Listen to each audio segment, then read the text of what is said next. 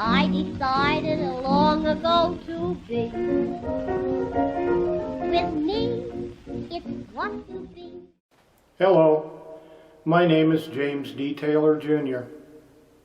I am a well-published biographical author and an independent research scholar with a major New York publisher.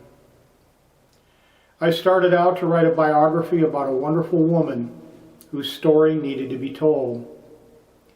But as I began reviewing and accumulating information, I encountered an astonishing amount of false and inaccurate information that is often perpetuated into becoming fact. Soon it became clear to me that I had to introduce the facts to dissolve the plethora of misinformation printed and reprinted about Helen Kane. She does deserve this. This began as I accumulated information from my biography about Mae Questel, in which I encountered entirely too many inconsistent bits of information about Helen Kane. The story of Helen Schroeder, later she retained her first husband's name of Kane, is long overdue to be told. Betty Boop is known worldwide, but how many have heard of Helen Kane and of her influence on Betty Boop's creators? And this book will set out to change that.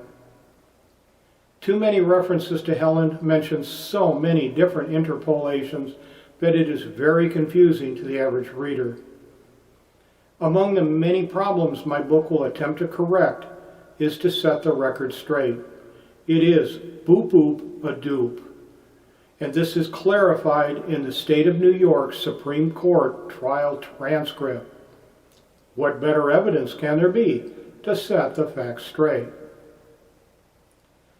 For the first time in any biography about Helen Kane, her complete testimony is included in my biography about her.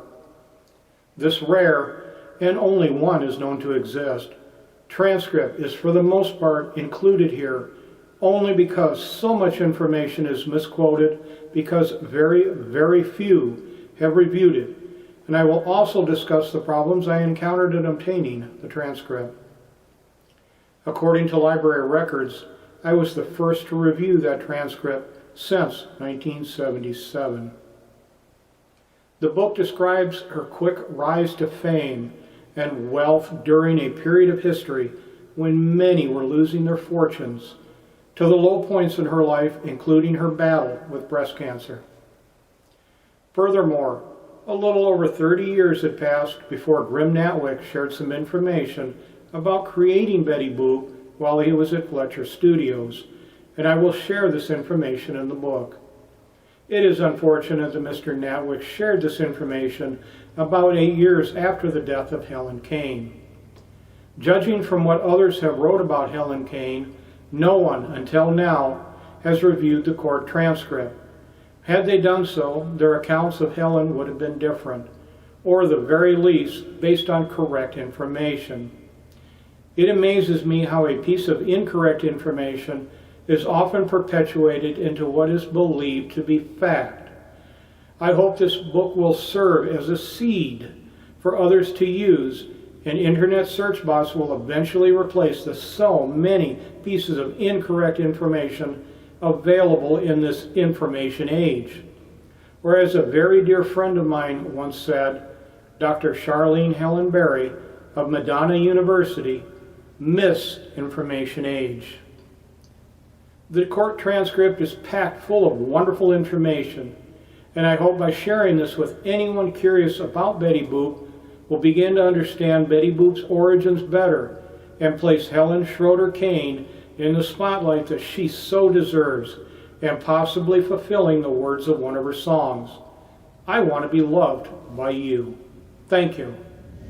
I want to be loved by you, just you, nobody else but you. I want to be loved by you, love, boop-boop-a-doop. I want to be kissed by you, just you, nobody else but